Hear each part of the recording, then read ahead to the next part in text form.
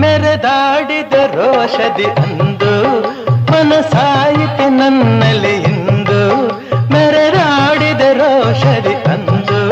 ಮನಸಾಯಿತು ನನ್ನಲ್ಲಿ ಇಂದು ಏತಕ್ಕೆ ಈ ಬಗೆ